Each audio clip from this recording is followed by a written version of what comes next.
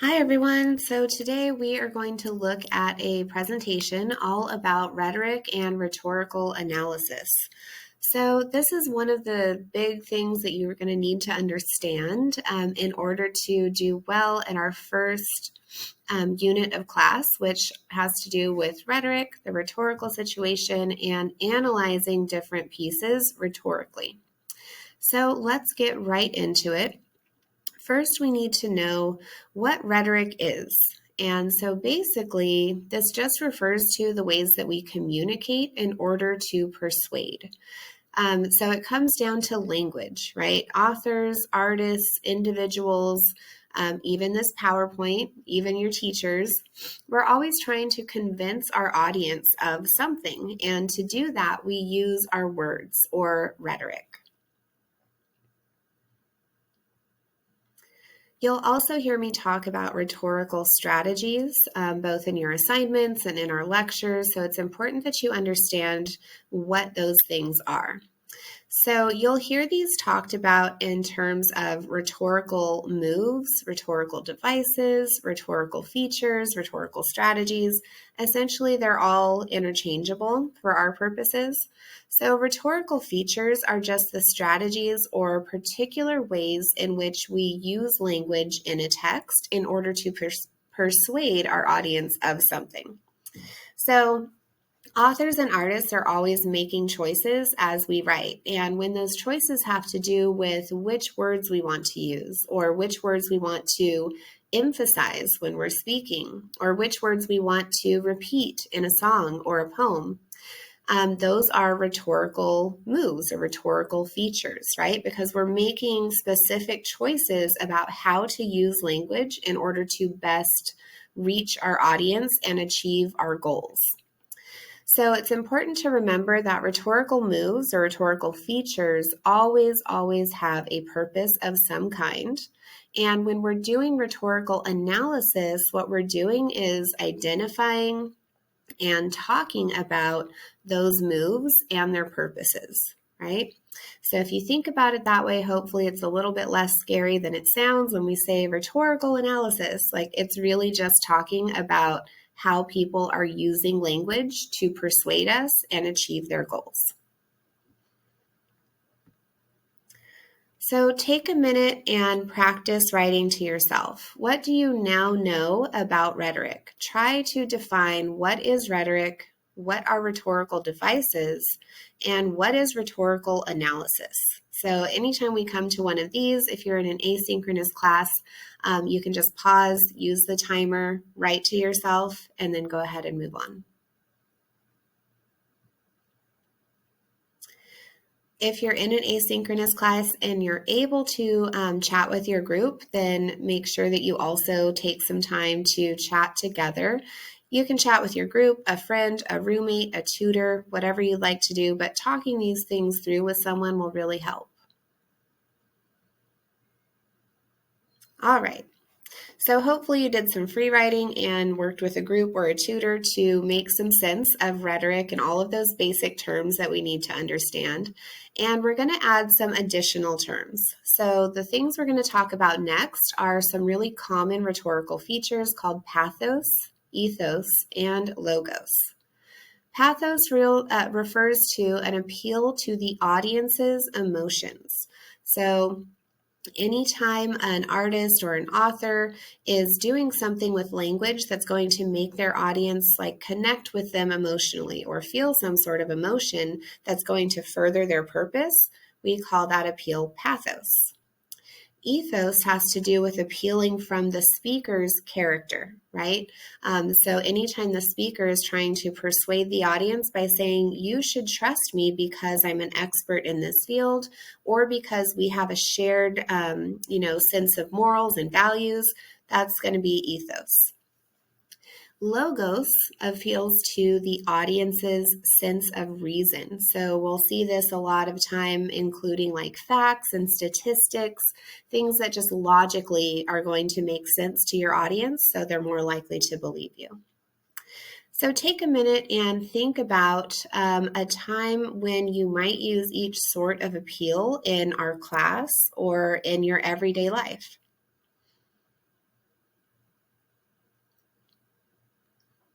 All right, so let's talk a little bit more about pathos. Pathos is an appeal to emotion. When authors rely pretty heavily on pathos, they are evoking emotion from their audience. So they can make their audience feel anything: anger, fear, pity, outrage, etc., right? So take a minute and watch this video for an example of a really good appeal to our emotions. So once you've looked at that video, you'll notice that we've got lots of things that appeal to our emotions, right? There's sad songs, there's puppy eyes, there's soft, slow speaking. There's a speaker who's telling us, like, you can help, you can address this problem, right? We even have the voice of a celebrity. She's the one who sings the song in the background, right? So you'll notice that there are lots of different emotional appeals happening there. And remember, these things are always purposeful. So they also mention their goals in that commercial, right? They don't just want us to be sad. They want us to be sad so that we will adopt, so that we will donate, so that we will care about these animals that are suffering, right? So remember, these always have purposes, and they always help the author to achieve, or artist, to achieve their goals. You might also think about if you've noticed anything similar in other commercials or ads. When do you notice, different organizations or groups trying to play at your emotions to get you to do something? Another good example of pathos that I share with my classes is this image that you see here. It's actually a billboard, so it would be like on the side of the road somewhere. And it has a stark contrast here, right? On the left-hand side, we have a skull, and it says, hit at 40 miles an hour, there's a 70% chance I'll die. And then on the right side, we have a child, and it looks like they've got an injury up here on their head. And it says, hit at 30 miles an hour, there's an 80% chance I'll live. And then down in the corner, we've got this statement that says, that's why it's 30, right? And that's a speed limit sign. So we can see a vivid image, the stark contrast, the fact that it's in black and white, and we have these two big things of text that are kind of laying out this contrast and implying that the difference between 30 miles an hour and 40 miles an hour could really be the difference between life and death for a child. That's very much trying to get at our emotions, right?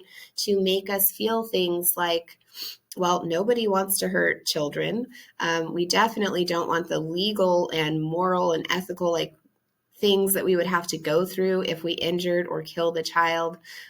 So there's all kinds of emotions at play, hopefully, right? So that we will do what the creators of this billboard want, which is to go the speed limit and drive carefully.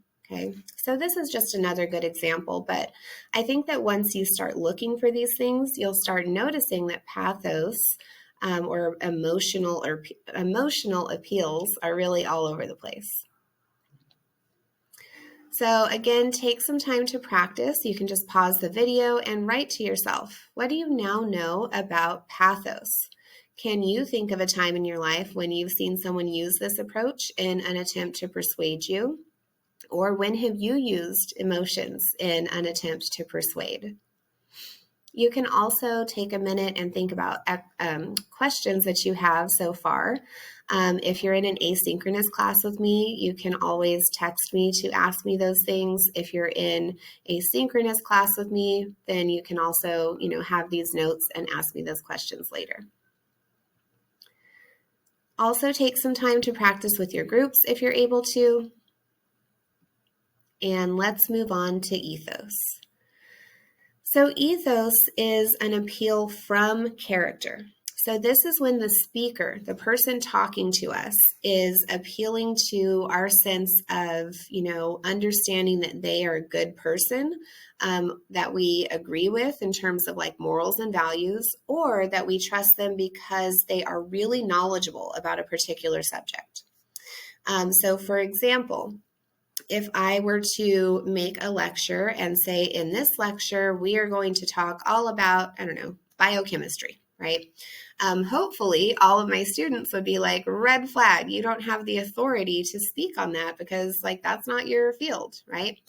Whereas if I make a lecture all about rhetoric and I'm saying, here's how we understand rhetoric, here's how you do rhetorical analysis, you're more likely to trust me because I've spent years and years getting educated and working in this field. So I have that authority, right? I'm relying on my ethos so that you can trust me that I know what I'm talking about when it comes to things about writing and reading and analyzing text, right? So ethos is an appeal from the speaker's character.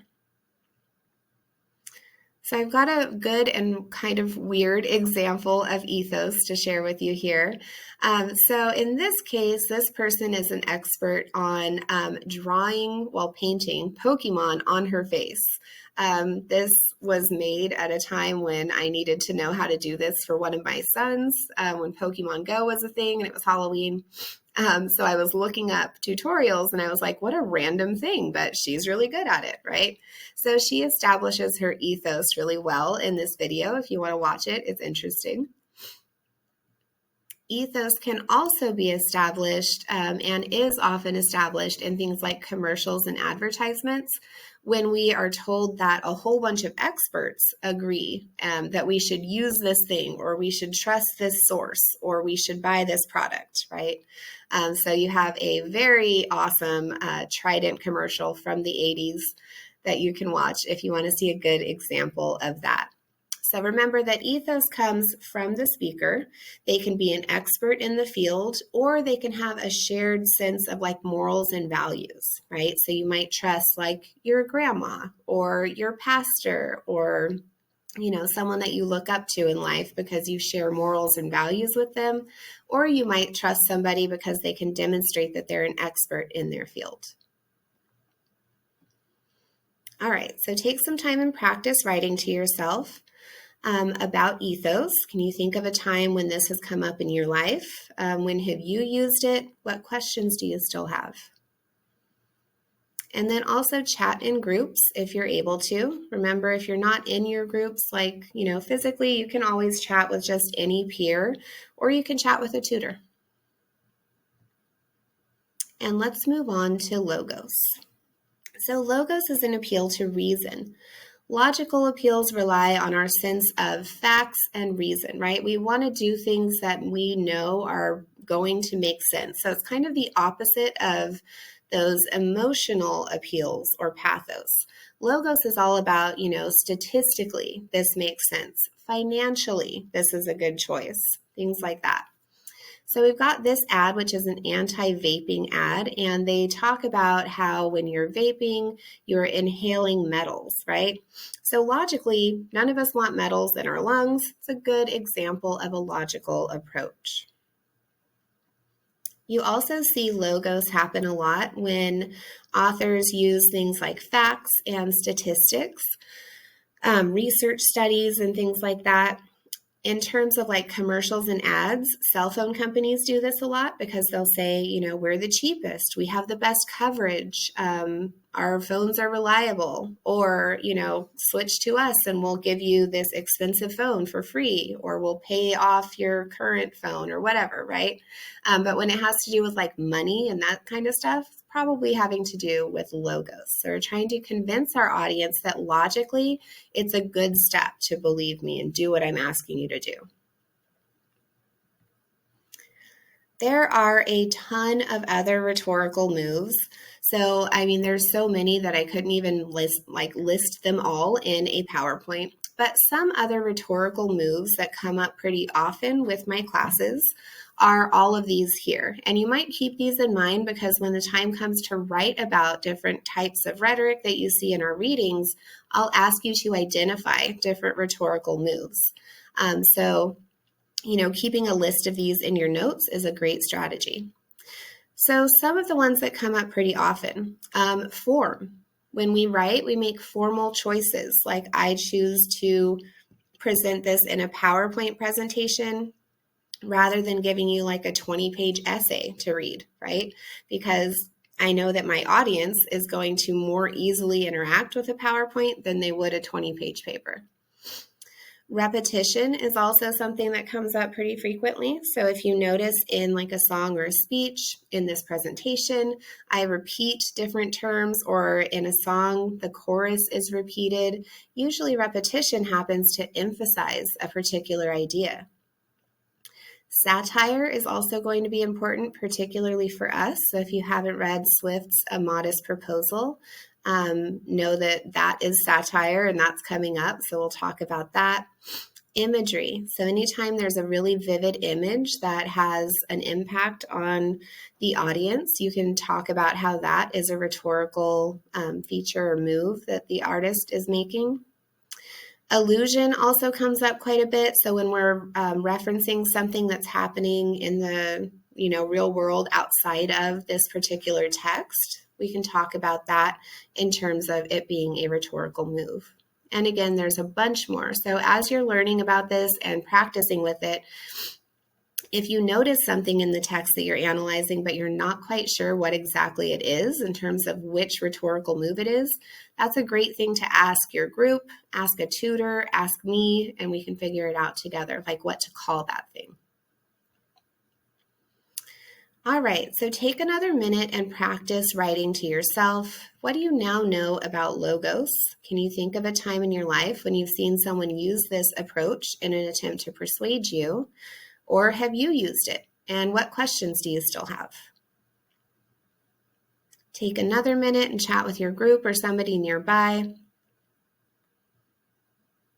And then we're going to move on to part 3, which has to do with the rhetorical situation. So everyone is going to have to write about the rhetorical situation for assignments for our class.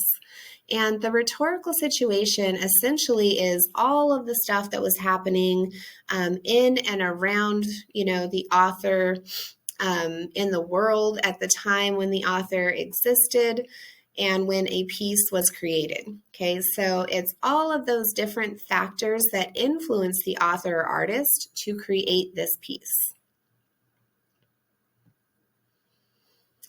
So any text that we're going to read is going to respond to one or more issues that are relevant or were relevant at the time it was written.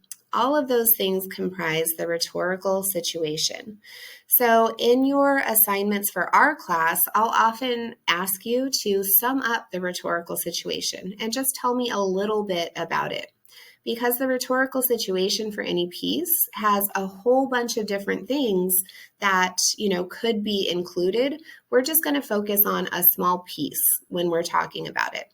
So keep that in mind. You're not going to be able to tell us everything about the rhetorical situation. You just need to be able to tell me something about it. So if we think about, for instance, Martin Luther King Jr.'s I Have a Dream speech, that speech would not have needed to happen if he wasn't the person that he was in the time and geographical place that he was. And it might not have needed to happen if, certain things historically, socially, politically were not happening at the time. But because of who he was, because of his life experiences, because of where he was located and what was happening socially, politically, historically, all of those things, led him to create that particular speech. So similarly, artists and authors who write today are influenced by all of these different factors, right? And those different factors are the rhetorical situation. So you'll have to do some research about the rhetorical situation when it comes to researching for the paper that you're writing. You'll do your own research. When it comes to understanding the rhetorical situation for pieces that I assign you to read in class, I will often give you a handout that gives you some information about the rhetorical situation. So you'll have this thing that we're reading, and you'll also have this other thing that helps you understand why the thing we're reading, exists and what kinds of things it's addressing, okay? So when you're researching the rhetorical situation or when you're reading a handout about the rhetorical situation, you should consider some of these things. When was this piece written? Where, like geographically, was it written? What was going on at the time, socially, politically, and historically? And then you can also consider the author. So, where is this person from? What's their gender? What's their religion? What's their political stance? What kinds of things have been happening to them lately that they might be responding to? And then in discussing the rhetorical situation, you'll just need to choose like a small piece of that, right? Because we're not going to have time to talk about all of it. But you need to highlight something and say, one thing that's really important to understand so that we can understand the rhetorical situation surrounding this piece is, that this thing happened to the author, or that this author was interested in this topic. So I have an example rhetorical situation paragraph for you. There are going to be multiple times in class where you'll need to write about the rhetorical situation. One of the most important times is in your essay. And we'll talk more about this in the slides about planning the essay in particular. But this is a good example and a good time to just sort of see what we're aiming for when we're writing about the rhetorical situation in the essay or for your homework.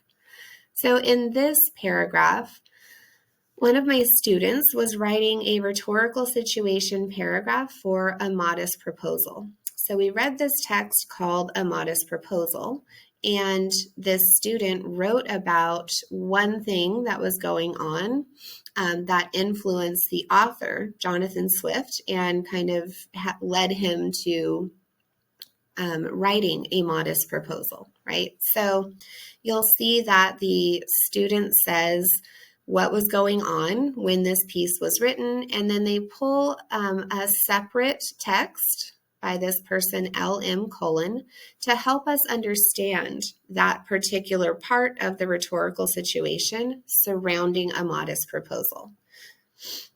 So that's a good example just to kind of look at and have in the back of your mind. When the time comes to write about the rhetorical situation for your essay, there are some general guidelines that I just want to put on your radar, right? So you'll write one paragraph about the rhetorical situation in your essay. It should come towards the beginning of the essay so that it gives your reader some background information about what was going on at the time when the text that you're writing about, took place or was created. It's going to help your reader understand what the author was responding to. And in that, you'll need to cite evidence from a journal article or a book to support you telling us about the rhetorical situation. And remember that in the essay, you only have one paragraph to talk about the rhetorical situation, and the rest of the essay is all about analyzing rhetoric. But I just wanted you to know that that is coming up later when we're writing the essay. So just kind of keep that in mind. But again, we'll talk more about it. You'll have opportunities to practice it. So take a minute and write to yourself about what you know or understand now about this concept of the rhetorical situation. So some things that you should be able to pretty clearly explain. First, in what ways is the rhetorical situation different than rhetorical features? So remember, rhetorical features are the things that artists and authors do with language, right? They play on our emotions. They repeat things. They emphasize things. They try to persuade us because they are good people, right? Those are rhetorical moves. And then the rhetorical situation is all of this outside stuff, like the background information that we need in order to understand why the text was written. So you might think about that. You might also think about why it might be necessary to understand the rhetorical situation surrounding a piece before we can really look at how it uses rhetoric. And you might also think about when you're going to discuss the rhetorical situation in our upcoming essay. So write to yourself, then take a minute and chat with maybe your groups or a tutor about this, and then we'll move on to writing about rhetorical features. So we'll need to write about rhetorical features a lot of different times in our class. So I wanted to have some clear expectations for what that looks like and how to do it. So you'll have to analyze and explain the effectiveness of rhetorical features, both for homework assignments and then importantly in your essay. So the first thing that you should do is annotate your text, whichever thing you're reading, and just find examples of different rhetorical features in the text. Once you've done that, then you can work with those examples. So choose examples where you see the artist or author using a rhetorical feature.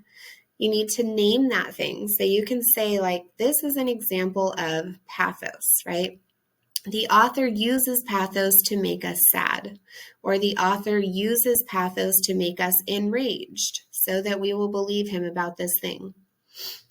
Then explain what's going on, right? So tell me about the example, tell me what's happening and why the author is using this particular approach, and also explain why it works. So I've got an example for you. This is an example paragraph of a student talking about a modest proposal. So you can see, and again, we'll talk more about this in a separate presentation, but I just wanted to show you an example of what this looks like.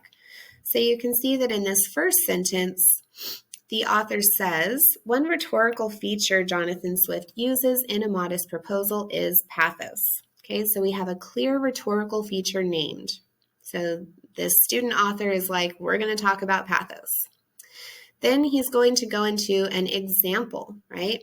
So he appeals to his audience's emotions. We're emphasizing that this is pathos we're talking about from the beginning of the text, and they tell us why, right? So they're emotionally involved and more likely to listen to his plan. So in the first sentence, we've said, this is pathos that the author is using. In the second sentence, we're saying, here's why. He wants us emotional so that we will listen to his plan. And then we get into an example from the text. So in this case, this student was analyzing Jonathan Swift's A Modest Proposal, which we'll be reading as a class. So he's going to bring in an example from A Modest Proposal that shows us a good example of pathos. So the student does that, right? He says, for example, he, being Swift, says, and then he's got that example for us along with a citation. After that, the student tells us all about why this is making the audience emotional and what that does for Swift, right? So he tells the audience about these poor women who are literally begging in the streets with their children who are only wearing rags. And that gets our attention, right? It also gets our sympathy because he is going to make the audience feel bad, but also want to help. And if we want to help, they're more likely to listen to his proposal. So this is a really good example of a paragraph all about rhetoric because it tells us, here's the rhetoric, gives us an example of that particular kind of rhetoric, and then it tells us why it works, right? Why does this make us emotional, and what does that do for the author's overall purpose? So effective paragraphs do all of those things that you just saw in that example, right? We name the rhetorical feature, we focus on one rhetorical feature and one example throughout the whole paragraph, we introduce it, we cite that in MLA, and we explain why, right? Why is this an effective example of pathos in that case? So you'll need to write paragraphs about rhetoric, again, in your homework and also in your essay. So these are great things to keep in mind. So take a minute and practice writing to yourself about what paragraphs about rhetoric should start with, how we should use evidence, and how we are going to be writing about rhetoric for our class. You should also take a moment and chat with a group or someone nearby or a tutor about just kind of where you're at so far with this part of your notes. And then we'll move on to part 5. So as we get started thinking about writing the rhetorical analysis essay, some things that are going to be happening. You should take these steps as you kind of start getting prepared to write the essay. First, choose the text that you want to analyze for its use of rhetoric. And there's a lot more information about this essay, when it's due, the essay packet, which has all kinds of detailed information about what you're going to be doing and all that, available on Canvas. But for now, I just want you to know that these things are kind of coming up. So you're going to choose the text that you want to analyze for its use of rhetoric. You want to decide what you think the author or authors are trying to convince the audience to do, feel, or believe, and write a thesis statement. Next, you should research what was happening at the time the text was written. That's the rhetorical situation. And find a scholarly journal article that you can use to help discuss it. Then write your rhetorical situation paragraph. After that, find a bunch of different examples of rhetoric in the piece that you're analyzing and write a paragraph about each one. And you can use those paragraphs that we looked at earlier in this presentation to kind of help guide you and keep you on track in terms of like what goes in different paragraphs. Remember to focus on how and why this example of rhetoric in each of the paragraphs that you are writing helps to convince the audience of something, right? And again, we'll go over all of these things in more detail in a presentation that's all about how to get started writing that essay, but these are kind of the big steps that you should know are coming up. All right, so a quick recap. Remember that rhetoric is essentially language, and rhetorical analysis involves looking closely at how language is used to persuade. When we talk about rhetoric for our class, we need to identify the author's purpose, research the rhetorical situation, and then look closely at how the author or speaker uses rhetoric effectively. And we should all start practicing now because we're going to be writing this essay, fairly soon. But again, more details to come. Check out the essay packet. Check out my other lectures about how to write quote sandwich paragraphs about rhetoric. And you should be good to go getting started with rhetoric. As always, though, if you have questions, remember to reach out to your group, reach out to a tutor, and reach out to me as those questions come up.